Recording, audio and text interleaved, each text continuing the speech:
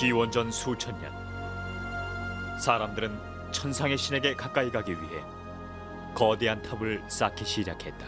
그리고 거대한 탑을 바벨탑이라고 불렀다.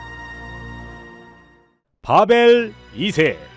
바벨탑 앞에 서 있는 꿈을 꾼 우리의 주인공 카미야 코이치. 며칠째 같은 꿈을 꿨어.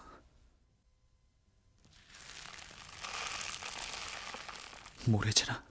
코이치는 테니스 선수를 꿈꾸는 고등학생입니다. 짜증나게도 여자친구가 있는 주인공. 순간 기척을 느끼더니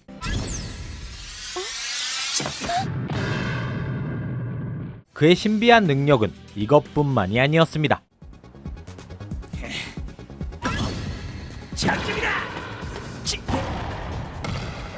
대단하다. 어떻게 구석을 누릴 줄 미리 알았을까? 이 모든 걸 지켜보고 있는 의문의 사내. 코이치가 다니고 있는 학교는 의사, 변호사 등 엘리트들만 뽑아내는 명문학교였는데요. 그리고 이 학교에는 그 중에서도 초엘리트들만 들어갈 수 있는 비밀 사조직 하데스가 있었습니다.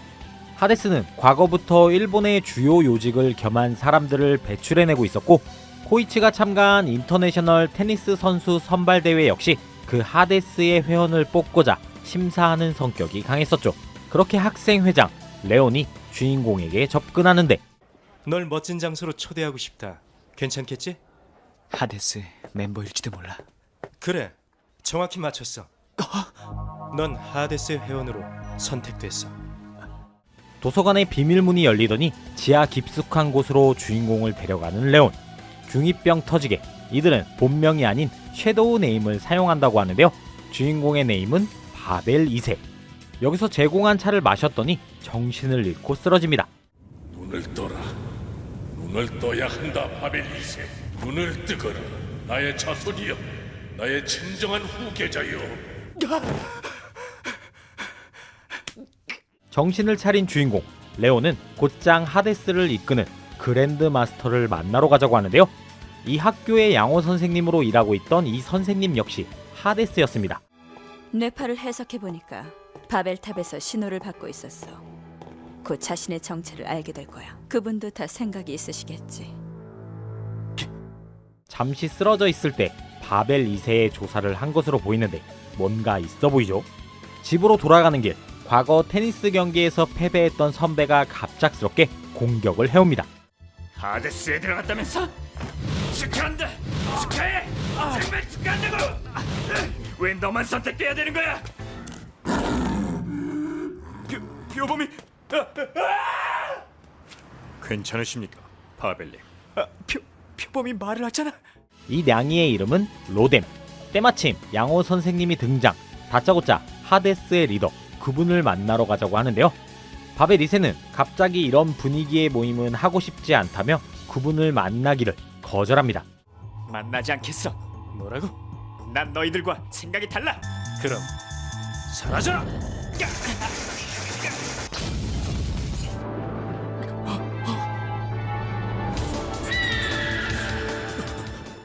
이 황금새의 이름은 로프로스.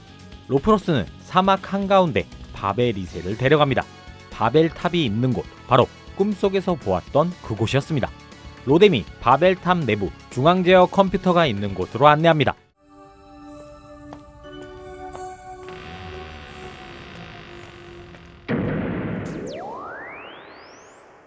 바벨 1세 진정한 후계자 바벨 2세로 승인되었습니다. 저는 이 탑을 관리하는 중앙 제어 컴퓨터 블루 시그널입니다. 바벨 1세는 지금으로부터 5,000년 전 머나먼 우주를 떠돌다 지구에 온 외계인입니다. 그 당시 사람들은 과학적 지식이 거의 없었기 때문에 결국 커다란 사고가 나서 대부분의 시설을 잃어버리고 말았습니다. 이대로는 바벨탑을 완성시키지 못할 것이라고 판단한 바벨 1세는 먼 훗날 태어날 자신의 자손 가운데 이 일을 완성시켜줄 사람이 나타날 것이라고 생각, 지금의 주인공, 즉 바벨 2세에게 유산을 남겨뒀다고 합니다. 사실 설명은 이러한데 조금 난해한 스토리이긴 하네요. 과연 유산이란 무엇일까요? 중앙 컴퓨터는 하데스의 리더 요미와 싸워야 한다고 이야기합니다. 요미의 출생과 경력은 모릅니다. 티벳 사원에서 살았다는 것 외엔 아무것도 알려준 게 없습니다. 티벳 사원? 이리하여 티벳으로 향하는 바벨 2세. 요미의 정체를 밝혀내기 위해 사원으로 도착했지만 난데없이 골렘의 공격을 받습니다.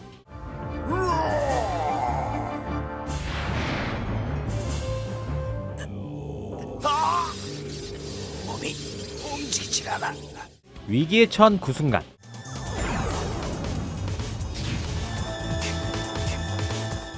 이 여자의 이름은 레이카.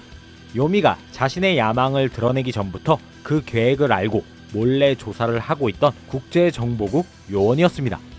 사원으로 진입한 바벨 2세와 레이카. 요미가 인간의 몸으로 실험을 행한 현장을 목격합니다. 그 순간 사원의 빡빡이의 몸을 빌려 말하는 요미. 당신은 요미? 그렇대, 내가 요미다. 도대체 이러는 목적이 뭐지? 난 바벨 1세가 남긴 거대한 유산을 계승해서 꼭 이루어야 할 일이 있다. 당신은 왜 그렇게 그 유산이라는 것에 집착하는 거지? 그게 대체 뭐길래? 지금의 넌 내 뜻을 이해할 수 없다. 잠자코 시키는 대로 하는 게 좋을 거이. 바벨 2세는 앞으로 요미와 대치해 지구를 구해내겠다고 다짐합니다. 컴퓨터는 요미가 과거 바벨 2세와 같이 그를 계승할 뻔했던 존재였긴 했으나 자질이 부족하고 사악한 마음이 있어 일부 기억을 삭제하고 쫓아냈다고 합니다. 이 바벨탑에 컴퓨터가 있어야 이 세상을 지배할 수 있다고 판단한 요미는 탑의 위치를 찾고 있었던 것이었죠.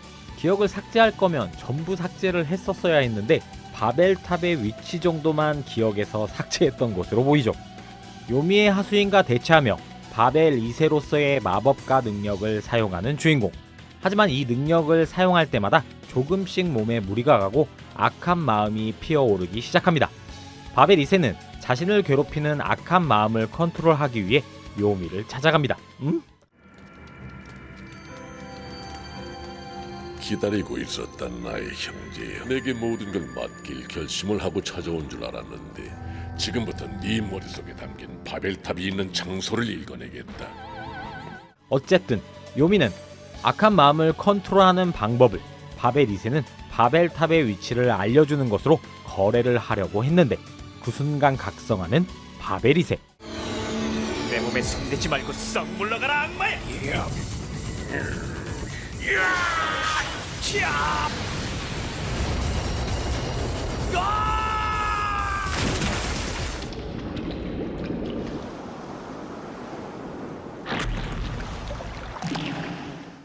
이후로도 요미를 중심으로 그의 하수인 레온이 끈질기게 바벨 2세를 괴롭힙니다. 요미는 크라켄이라는 구독자형 로봇을 만들어 공격할 준비를 하고 있었는데요. 하지만 바벨 2세에게는 로뎀, 로프로스 말고 또 다른 제3의 신복 포세이돈이 있었죠. 나의 세 번째 신복이 잠에서 깨어난 모양이군. 포세이돈! 때 맞춰 왔구나. 포세이돈이라고?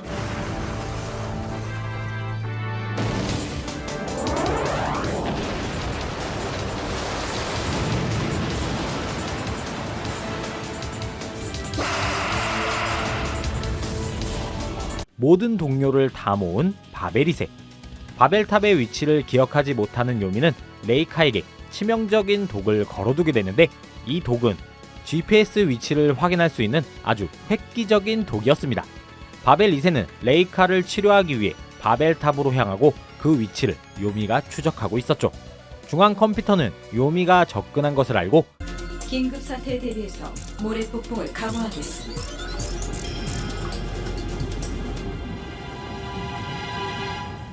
이리하여 요미의 군대와 대치하는 바벨 2세. 근데 2001년작, 그것도 일본 애니메이션인데 왜 이렇게 그 태권왕 강태풍 같은 느낌이 나지? 나만 그래 형들? 요미의 로봇 군대와 대치하는 바벨 2세. 다구레 앞엔 장사 없죠. 계속된 공격에 속수무책으로 당하고 있습니다. 거의 그로기 상태까지 털린 그 순간 아니, 악마여, 멸망해라! 이 목소린 바벨 1세의 잠재의식 속에 깃들어 있던 바벨 1세의 의식과 힘이 폭발하고 있는 거야. 에너지 충격파!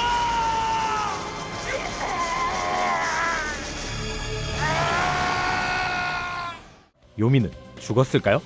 이제 하데스의 모든 정권은 2인자 레온에게로 계승됩니다. 모든 싸움이 다 끝났다고 생각한 바벨 2세는 컴퓨터의 유산이 무엇인지 확인하지 않고 바벨탑을 떠나는데, 하지만 그 사이 레오는 자신을 따르지 않는 간부들을 하나하나 숙청해 나가며 자신만의 새로운 조직을 구축해 나가고 있습니다. 레오는 무엇을 그리도 그렇게 증오하고 이렇게 흑화한 것일까요? 상준아, 엄마, 상준아. 이런 엉덩이 칠했어. 어서 가서 돈 벌어오란 말이야. 그만둬! 우리 엄마 놔줘! 레오는 과거 요미가 만들어놨던 고대 병기 바르두크를 찾아 바벨 2세와 대치할 준비를 마칩니다. 인간을 모두 증오하고 있던 레오는 날씨를 변화시키는 능력이 있던 이 바르두크를 이용해 전 세계를 빙하기로 만들어버리는데요. 지옥에서 감상해보시지 요미. 인류가 멸망하는 역사적인 순간. 그를 막기 위해 나선 바벨 2세. 여전히 전투씬은 성의 없는 가운데 갑자기 들리는 요미의 목소리.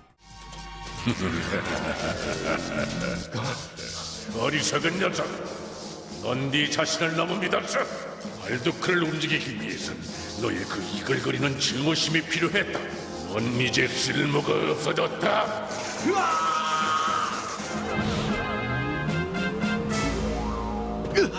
레온. 이럴 수가. 헐, 역시 요미는 죽지 않았죠. 바벨 2세는 요미의 거점으로 쳐들어갑니다. 그러나 호기롭던 그들의 계획과는 달리 바로 붙잡혀버리고, 이때를 이용 요미는 바르두크를 타고 바벨탑으로 향합니다. 초능력을 이용해 탈출을 시도하는 바벨 2세. 하지만 양호 선생님은 기지를 폭발시켜 주인공들을 제거하려고 합니다. 하지만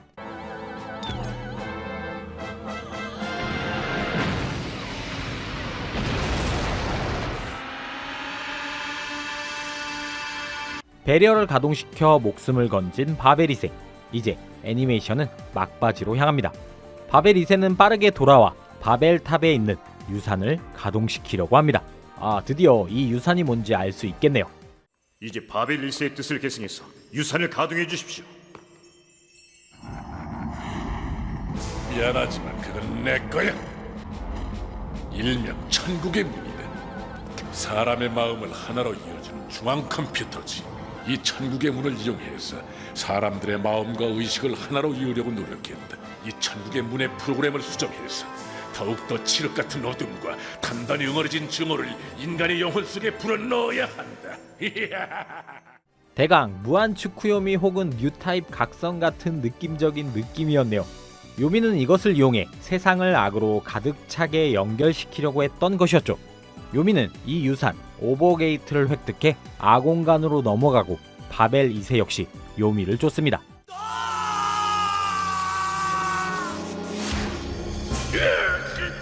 바벨 2세 힘이 점점 강해지고 있다. 인간을 믿는 이 바벨 2세의 위력을 확실히 보여주마.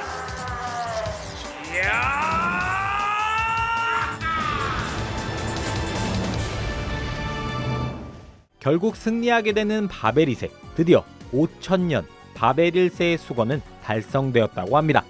인류는 진화를 이루어 평화로운 세상이 올 수 있도록 만들었다고 말하는 바벨 1세.